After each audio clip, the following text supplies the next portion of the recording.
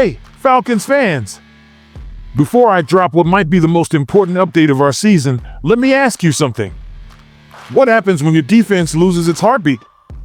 What happens when your franchise quarterback is suddenly questionable? And what happens when there's a ghost from the past lurking in the shadows, ready to potentially reopen the most controversial chapter in recent Atlanta history? Buckle up, because what I'm about to tell you is going to send shockwaves through the entire Falcons community. We're talking about injuries that could derail our playoff push. We're talking about a potential quarterback situation that has everyone holding their breath. And we're talking about decisions that could define the rest of this season and beyond. This isn't just another injury report, folks. This is a crossroads moment. This is where championship dreams either live or die. And trust me, by the end of this video, you're going to understand exactly what's at stake for our Atlanta Falcons right now. But here's the thing, I need you locked in for this one. If you're bleeding red and black, if you've been riding with this team through thick and thin, then right now is the moment to show it. Smash that like button like you're breaking through the Saints defense, hit subscribe like your playoff hopes depend on it, and slam that notification bell so you never miss a single update. Look, only 1% of you watching are subscribed. That's unacceptable. We're building the most informed, most passionate Falcons community on YouTube, and I need you in the trenches with us. Let's run up these numbers and show the league that Falcons Nation is real. Do it now, your team needs you. Let's start with the gut punch that nobody saw coming. Divine Deablo is going to miss time. And I'm not talking about a week or two of rest. We're talking about a legitimate forearm fracture that has him listed as week to week. Now, if you watched Sunday night's disaster against the 49ers, you know exactly when this defense fell apart. The moment Deablo left that field, it was like someone pulled the plug on our entire defensive unit. Christian McCaffrey turned into prime Barry Sanders out there. The man was unstoppable, running through us, catching passes, doing whatever he wanted.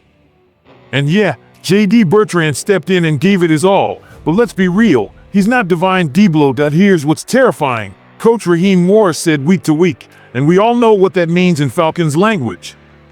Remember when A.J. Terrell got that same designation? 2 weeks he was out.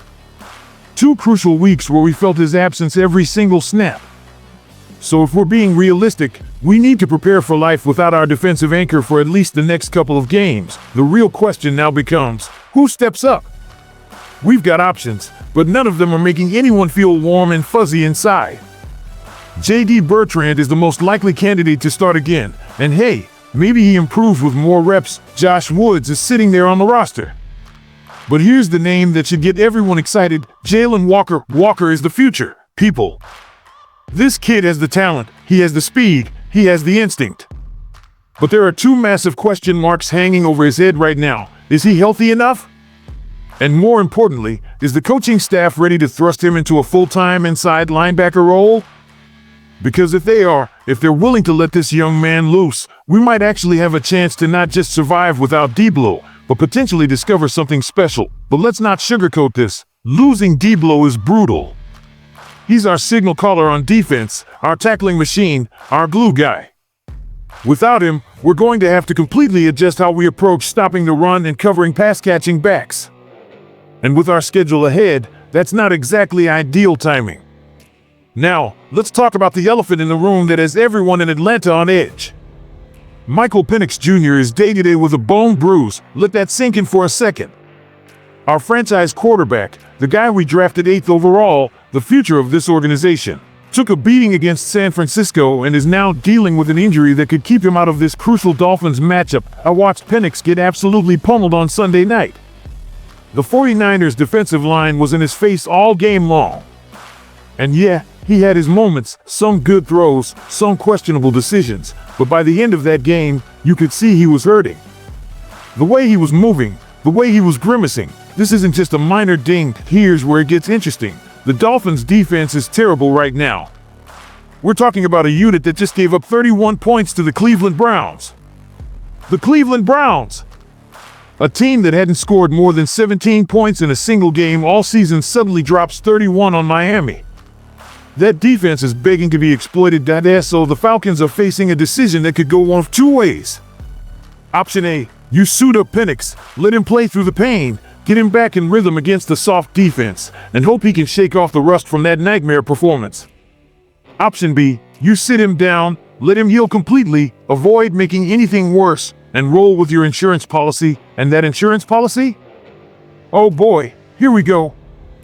Kirk Cousins. Just saying that name right now is like pulling the pin on a grenade in the Falcons facility. Because here's the reality that nobody wants to talk about, but everyone is thinking about. If Kirk Cousins starts against Miami and balls out, we're going to have a full-blown quarterback controversy on our hands. Let me paint you a picture. Penix is on the sideline in street clothes. Cousins steps onto the field at Mercedes-Benz Stadium in front of a desperate home crowd that needs a win. Miami's defense, which is allowing over 360 yards and almost 30 points per game, is standing there like a buffet table. And Kirk, with all his experience, with all his weapons at his disposal, goes out there and throws for 300+ yards and 3 touchdowns. The offense looks crisp. The timing is perfect. The decision-making is elite veteran stuff. What do you think happens next? What do you think the media asks? What do you think the fans start saying? Now, before anyone loses their minds, let me be crystal clear about something. Michael Penix Jr. is the guy. Period. End of story. You don't draft a quarterback 8th overall and then bail on him in his rookie season because a 40-year-old backup has one good game. That's not how this works. That's not how any of this works. Penix has had his ups and downs. That's expected for a first-year starter. He's learning, he's growing, he's developing into what we hoped he'd become. This is his team for the rest of this season and probably all of next year too. The Falcons are committed, and they should be. But, and this is a big but, if Cousins does light up Miami, it's not all bad news. Actually, it might be the best thing that could happen for multiple reasons. First, we desperately need this win. We're fighting for playoff positioning, and a loss to an inferior opponent would be catastrophic. Second, and this is where it gets spicy, a vintage Kirk Cousins performance could be the perfect audition for the other 31 teams in the league. Think about it. Some team out there is going to lose their quarterback. Some team is going to be desperate for a veteran presence. If Cousins shows he can still sling it, suddenly the Falcons have trade capital. Suddenly we can recoup some draft picks. Suddenly that massive contract looks a little less immovable. Here's where we are, Falcons Nation. We're at a crossroads that's going to define our season. We've got a defense that needs to figure out life without its leader. We've got a young quarterback who might need a week to heal. And we've got a veteran backup who could either save our season or create the most awkward situation imaginable. The next few days are critical. Every practice report, every injury update, every word from Coach Morris is going to be dissected and analyzed. Is Penix practicing? Is he moving well? Is he confident he can protect himself? Or are we going to see Cousins taking first-team reps, preparing to start against Miami, and on defense, who's getting those inside linebacker snaps? Is Jalen Walker healthy? Is he ready? Or are we going to have to patch together a solution with Bertrand and Woods and hope for the best? This Dolphins game suddenly became massive. It was already a must-win for playoff positioning, but now it's loaded with storylines that could ripple through the rest of our season. A win keeps us in the hunt and might actually boost our confidence. A loss? That could spiral us into darkness real quick. Look, I'm not going to stand here and pretend everything is perfect. Losing Debo hurts. Having Penix questionable creates uncertainty. The possibility of Cousins starting opens up conversations that nobody wants to have, but this is what separates contenders from pretenders. This is where championship-caliber teams find a way. This is where depth gets tested, where coaching gets evaluated, where mental toughness either shows up or disappears. I believe in this team. I believe in our defense to adjust and adapt. I believe in Penix to either tough it out or come back stronger. And yeah, if Cousins has to step in, I believe he can get the job done without creating unnecessary drama. The schedule ahead is brutal, but it's also filled with opportunity. Every team deals with injuries. Every team faces adversity.